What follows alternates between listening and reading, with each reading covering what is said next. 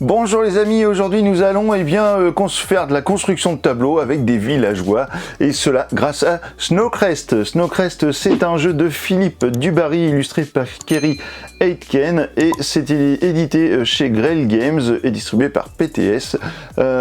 C'est pour 45 minutes de jeu, 14 ans et plus, et pour 1 à 4 joueurs parce que vous avez un mode solo. Et écoutez, on voit tout de suite comment ça fonctionne et je vous retrouve juste après pour mon avis. À tout à l'heure.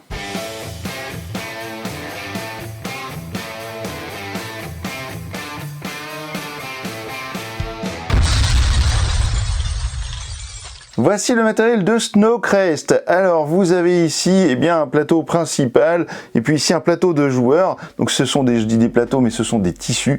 Donc là j'ai mis un seul emplacement de joueurs parce que vous voyez déjà que ça prend pas mal de place à l'écran et puis bon, on n'a pas forcément besoin d'avoir tout pour comprendre comment marche le jeu. Le but du jeu sera d'obtenir le maximum de points de victoire et ces points de victoire seront principalement représentés par ces petits pions parchemins que vous avez ici. Lorsque vous jouez à 2, vous en aurez 20. Le déclenchement de fin de partie sera lorsque vous aurez enlevé le dernier parchemin de cet emplacement et qu'ils auront été tous distribués. On reviendra plus tard sur ce qui vous rapportera d'autres points en cours de partie. Enfin, à la fin de la partie plutôt. Alors, comment ça va se passer ? Chaque joueur va avoir un deck à sa couleur. Donc, j'ai choisi le jaune parce que c'est vrai que souvent je joue le jaune, mais vous avez rouge, vert, bleu. Et puis, vous allez prendre un tapis. Et vous allez placer des cartes avec une petite astérix comme ça dans le haut. Ce sont les 4 cartes de départ que vous allez placer dans votre tableau. Donc un tableau de 3 par 3. Donc ce tableau va pouvoir être modifié au fur et à mesure de la partie. Vous allez pouvoir remplacer des cartes si vous le souhaitez sans problème. Donc c'est pas figé. Vous avez ici la piste augure, donc qui va vous permettre de gagner éventuellement des points à la fin de la partie ou d'en perdre. Et puis vous avez des petits pions qui sont liés à ça, puisque si jamais vous êtes arrivé ici par exemple à -5 et que vous deviez encore déplacer votre pion augure à la fin de à un moment donné dans la partie, à chaque fois vous allez gagner un pion augure comme ça que vous garderez tout le long et qui vous fera perdre des points en plus à la fin. Vous avez ici une piste de commerce, on va dire, dans laquelle vous allez pouvoir placer des petites usines, des petites fabriques. Ici j'ai une ferme qui va pouvoir me fabriquer de l'orge, c'est cette ressource qui est juste ici. Vous avez également des emplacements ici pour les différentes ressources dans le jeu que sont donc les parchemins, je vous l'ai dit, l'orge, je vous l'ai dit également, des bols, ce sont des bols d'offrande qui vont être utilisés pour l'action vénération, on va voir ça tout à l'heure. Vous avez des cloches qui vont être utilisées pour l'action de, je sais plus comment ça s'appelle cette action, je reprends ma petite aide de jeu, l'action de méditation. Et vous avez de l'or qui va être une ressource joker qui pourra remplacer n'importe laquelle. Nous avons également des genévriers qui sont juste ici. Donc ça, ce sont des tuiles, des ressources qui vont nous permettre bien souvent de construire des bâtiments. Et puis en fait ces ressources-là, vous voyez qu'il y en a 6 sur un paquet de cartes, et à chaque fois que vous allez épuiser les ressources qui sont sur la carte, vous allez retourner la carte et vous allez appliquer les effets de la carte en question. Donc à chaque fois vous verrez, c'est un petit peu pareil pour tous, c'est qu'il y a un effet négatif pour vous, un effet négatif pour votre adversaire ou vos adversaires, et puis il y aura un effet, bien sûr, un bonus pour vous qui aurez dévoilé la carte. Donc à partir du moment où on enlève les pions genévriers et puis qu'on résout une carte, on remet 6 pions par-dessus. Alors attention, 6 pions, c'est pour 2 joueurs. On a également ici des cartes objectifs, donc le premier joueur à faire une vénération va gagner cet objectif et va donc gagner 2 parchemins. Ici le premier joueur à avoir 2 fermes et puis une forge et un temple va gagner 2 parchemins. Et ici si vous êtes le premier à avoir 9 cartes sur votre plateau qui soit face visible ou face retournée, vous allez quand même gagner 2 parchemins.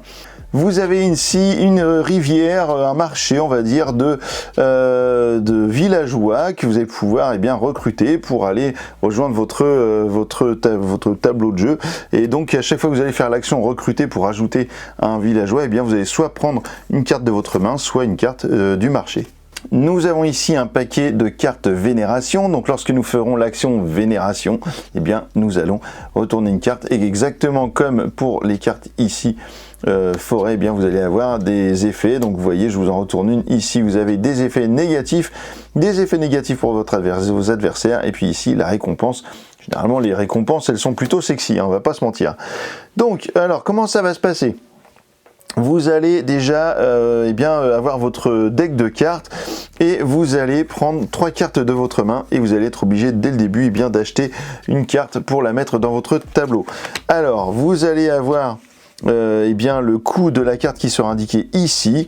Ici ce sera en orge à chaque fois, donc vous avez pour le premier joueur 3 pions et ensuite ça va être de 1 de plus à chaque fois par rapport si vous êtes deuxième, troisième, quatrième, et bien vous allez avoir des jetons orge en plus pour combler le fait que vous n'êtes pas premier joueur. Et vous allez devoir, avant de commencer la partie, donc recruter un personnage de votre main pour le mettre ici. Alors, du coup, on va dire que, par exemple, on va recruter, le petit lapin, là, ça peut être pas mal. Quoique c'est peut-être un peu ambitieux pour l'instant. Bah tiens, on va recruter le mineur d'or. Alors du coup, je vais utiliser mes 3 jetons orge et je vais placer ma carte où je veux sur mon tableau. Alors si cette carte avait dû coûter 4 orges, exceptionnellement lors du premier tour, lors de cette action de mise en place, en fait, vous auriez pu dépenser de l'augure, c'est-à-dire que je descends mon pion augure d'une case et ça m'aurait permis de combler le manque d'orge pour l'achat de ma carte. Ici, un petit pion premier joueur pour savoir qui est le premier joueur et on peut démarrer la partie de Snowcrest. Alors du coup, quelles actions je vais pouvoir faire lors de mon tour? Je vais pouvoir activer un villageois dans mon village et le retourner face cachée. Donc par exemple, ici, mon mineur d'or, si je veux, je peux le retourner. Hop là, j'active l'effet. Alors activer l'effet, c'est ce qui est indiqué ici. Donc je vais prendre deux ressources d'or, donc ça c'est bien pratique. Et je retourne ma carte et ensuite c'est à mon adversaire de jouer. En deuxième action, je vais pouvoir ajouter un villageois soit de ma main, soit du marché ici. Donc pour cela, il va falloir que j'ai de l'orge. Et évidemment, là, vous voyez que j'en ai pas. Donc il va falloir que j'active à nouveau des villageois. Donc par exemple, je vais pouvoir faire ce villageois, mon éleveur qui est une carte de base, qui va me permettre soit de récupérer 2 orges, soit de piocher 2 cartes de mon deck juste ici. Donc là, je vais le retourner pour prendre 2 orges. Et la troisième action sera possible. Et la troisième action possible sera de se reposer. Et ça, c'est une action qui vous sera imposée à partir du moment où vous aurez 3 cartes qui seront retournées, soit sur une colonne, soit sur une ligne, soit sur une diagonale, comme ça, dans un sens ou dans l'autre. À partir du moment où j'ai 3 cartes comme ça qui sont alignées, je suis obligé de me reposer. Et lorsque je me repose, je vais récupérer des ressources. Sur les cartes de base, il n'y a aucune ressource à récupérer sur les cartes, sauf celles qui sont retournées. Ici, je gagnerai une orge et ici, une deuxième orge. Par contre, sur les cartes, alors pas celle-ci, mais sur les cartes qui sont par exemple ici sur le marché, vous voyez qu'il y a des petites ressources qui sont indiquées. Imaginons que j'ai cette carte-là, par exemple qui serait ici, je suis obligé de me reposer, ça veut dire que je prendrai un orge, et ici je récupérerai un bol pour le mettre dans ma zone de ressources parce que c'est une phase de production en même temps qu'une phase de repos. Alors évidemment, vous aurez tout intérêt à essayer de retourner toutes vos cartes de base pour essayer de récupérer de l'orge avant d'être obligé de vous reposer. Par exemple ici, si je joue cette carte-là, je vais pouvoir récupérer un bol ou bien je vais pouvoir utiliser 3 bols pour faire une action de vénération. Donc l'action de vénération, je peux pas la faire tout de suite puisque je n'ai pas de bol, mais par contre, je pourrais le faire grâce à mes jetons or sur une prochaine manche. À partir du moment où cette carte-là sera retournée et que je pourrai à nouveau l'activer, si je prends un bol tout de suite et que j'utilise 2 ors plus un bol lors d'une prochaine manche, je pourrais faire une action vénération. L'avantage c'est que si cet objectif est toujours ici, je vais pouvoir récupérer 2 parchemins grâce à ça, donc c'est plutôt cool. Je vais retourner mon jeton vénération, ma carte de vénération, je vais prendre un bol et le placer ici. Ensuite je pourrais très bien récupérer un jeton genévrier ici ou bien dépenser 3 genévriers pour aller chercher un bâtiment, celui que je veux juste ici. Donc j'en ai pas, je suis obligé de prendre la carte ici. Et lors d'un tour suivant, je pourrais soit retourner mes bâtiments. Alors à quoi servent les bâtiments d'ailleurs? Lorsque vous devez payer un coût, par exemple si je dois payer une carte avec une valeur de 3 orges et que j'en ai que 2 ici, je retourne ma ferme qui va me fournir une orge supplémentaire. Voilà, c'est à ça que vont servir les bâtiments, c'est lorsque vous devez payer une ressource, un coût de quelque chose, vous pouvez utiliser vos bâtiments pour ça. Donc là ça me permet de restaurer mes bâtiments, ici ça me permet de déplacer mon pion augure d'une case vers la gauche La troisième action de cette carte sera la méditation. Alors je vous l'explique tout de suite, comme ça ce sera fait. C'est un petit peu particulier, c'est-à-dire que vous allez pouvoir gagner des parchemins avec cette action. En fait, si vous avez des cloches ou des jetons or par exemple, ou même des cloches sur une carte, des cartes que vous avez en main, eh bien vous allez pouvoir mettre sur la table en gros ce que vous voulez. Donc par exemple, si j'ai 3 cloches, je peux dire, eh bien hop, je mets 3 cloches pour ma méditation et je défausse cette carte pour avoir 2 cloches supplémentaires. Voilà, ça fait un total de 5 cloches. Et le joueur suivant, qui sera à ma gauche, eh bien, devra, s'il le souhaite, mettre plus de cloches que moi sur la table. Alors il peut utiliser évidemment des jokers pour le faire. Et puis du coup, s'il dépasse ça, eh bien, il va gagner un jeton parchemin. Puis ensuite, on va passer à l'autre joueur. Si j'ai plus de cloches que lui, je vais gagner un jeton parchemin, etc. Et en fait, si vous jouez à 2 joueurs, eh bien, celui qui aura mis le plus de cloches, eh bien, va gagner 2 parchemins au lieu de 1. Voilà, c'est comme ça que vous allez jouer la méditation. Donc, ça me permet également de vous expliquer que, effectivement, lorsque vous devez payer un coup, par exemple, si je dois acheter cette carte d'orge pour 5, le grand prêtre pour 5 orges, je pourrais très bien utiliser, eh bien, 2 orges, mon temple, mon bâtiment ici, ma ferme, et défausser cette carte avec 2 orges pour pouvoir payer ce grand prêtre. Voilà, c'est une manière également de payer des ressources et de défausser des cartes. Donc soit avec vos ressources propres, soit avec les bâtiments, soit en défaussant des cartes. Donc tout ça mélangé, ça vous permet d'avoir toujours quelque chose à faire dans le jeu. Donc si je fais par exemple le pion augure et que je le déplace d'un cran, je retourne cette carte et lors de mon prochain tour, je vais devoir me reposer puisque j'ai aligné 3 cartes. Donc là, dans le cas présent, si j'ai été malin, eh bien j'ai 1, 2, 3 et 4 ressources d'orge que je vais pouvoir ajouter dans mon stock. Voilà, et ensuite on va retourner toutes les cartes et elles vont à nouveau être disponibles pour jouer. Imaginons que je continue, je veux essayer de faire une vénération, eh bien je vais dépenser 3 bols. Ça veut dire que là je vais dépenser 1 bol, donc je vais retourner cette carte pour faire ma vénération. Je dépense 1 bol et je dépense 2 jokers. Je les remets ici et je vais pouvoir faire ma vénération. On va regarder tout de suite à quoi ça correspond. Dans le cas de cette carte, donc l'homme des neiges, eh bien je vais devoir me défausser de 3 ressources et d'un bâtiment. Alors je vais devoir retourner un bâtiment, donc c'est à dire que là mon bâtiment, hop, il sera plus actif, et ici 3 ressources, je vais prendre ces 3 ressources là, donc j'ai un genévrier et 2 orges. Donc ça, l'orge, je vais le mettre ici, je le remets pas sur la carte, le genévrier, pardon. Et ensuite, mes adversaires vont devoir en faire autant pour une ressource et retourner un bâtiment. Si vous n'êtes pas en capacité de le faire, il va falloir à chaque fois perdre de l'augure. Et ensuite, la récompense, ça veut dire que moi, je vais récupérer, seulement moi qui ai fait cette action, je récupère 2 ors comme des jokers, je récupère une carte que j'ajoute à ma main et je récupère 2 parchemins que je mets dans ma zone, voilà, 2 parchemins qui se trouvent juste ici. Cette carte là, elle est défaussée et on va pouvoir jouer la prochaine carte lors d'un prochain tour. Voilà, ce sera exactement la même chose ici lorsque vous allez avoir récupéré toutes les cartes, toutes les ressources genévrier. Vous allez retourner la carte.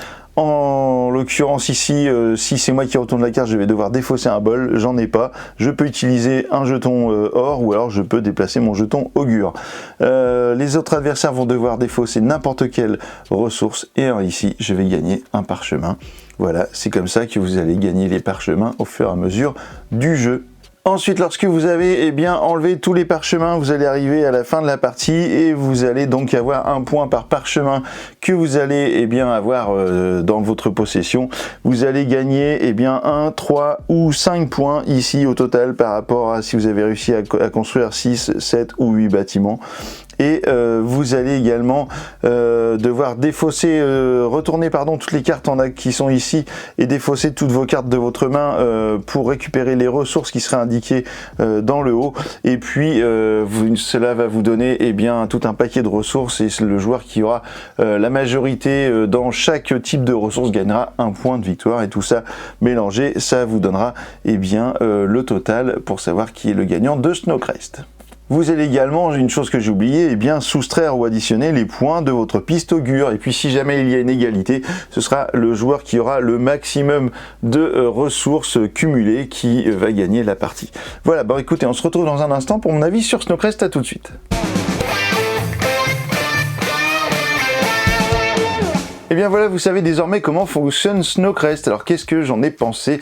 Eh bien au niveau du matériel déjà, on a quelque chose qui est quand même relativement très joli au niveau des illustrations sur les cartes. On a vraiment un univers qui est créé autour de ce jeu et les personnages, les animaux, etc. sont de plus bel effet.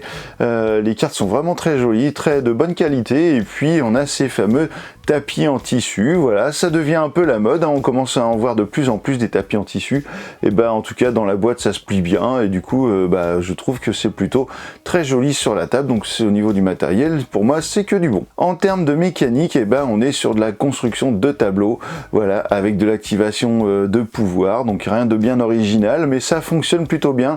Et je trouve ce qui est plutôt sympathique, c'est le côté voilà où on est obligé de se reposer avec lorsqu'on a des cartes qui sont alignées et qui sont retournées, parce que ça nous oblige à parfois faire des choix d'utilisation de pouvoir qui pour retarder un petit peu cette action de se reposer, ou parfois même pour la faire revenir un petit peu plus vite. Et je trouve ça plutôt malin. Après au niveau de la gestion, voilà, on a de la gestion de ressources, hein, à peu près standard, sauf que en fait vous avez vu, lorsque vous utilisez des ressources, vous pouvez défausser des cartes de votre main pour pouvoir utiliser ces fameuses ressources si elles vous manquent pour payer quelque chose. Donc forcément c'est un peu à double tranchant, parce que vous n'avez pas beaucoup de cartes dans votre deck, surtout que vous ne pouvez les récupérer qu'avec l'icône avec la main pour piocher des cartes. Donc forcément vous allez peut-être vous retrouver assez vite à court de cartes si vous utilisez un petit peu trop cette action. Au niveau de la rejouabilité, on est sur un jeu, est-ce que j'ai envie d'y rejouer beaucoup? Je suis pas sûr. On a passé un bon moment, mais dans le style, il y a d'autres trucs que je vais peut-être préférer. Voilà, écoutez, faites-vous votre propre avis sur ce jeu en le testant dans un bar à jeux, en vous le procurant si vous le souhaitez, je pense pas qu'il soit sur BGA, je suis pas allé voir, mais en tout cas testez-le et puis comme ça vous aurez votre propre avis sur ce jeu. Écoutez, voilà ce que je pouvais vous dire sur Snowcrest. Et bien maintenant que vous savez tout, alors tu joues quoi.